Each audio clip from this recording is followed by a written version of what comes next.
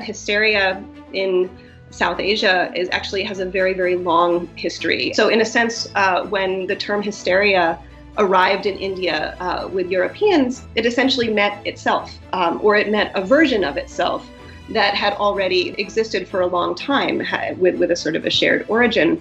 And it existed in a set of medical systems that often overlapped. So of course, Ayurveda, Unani Tib, but also in conventional understandings and common understandings about sort of how the body and mind manage trauma, essentially.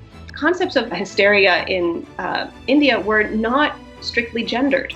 This was especially true in Ayurveda, where afflictions like sudden fainting or ways of understanding sort of trauma response or forms of sort of wild outbursts were not associated with a gendered body. The colonial influence did a few things, and one was it made hysteria a woman's thing. It much more strictly fused hysteria to women. The other thing it did is that it psychologized disorders that were understood diversely as having to do not only with organic changes in the body, but with the body's relationship to environments, changes over the life cycle that have to do with kinship and marriage and sexuality, so social relations.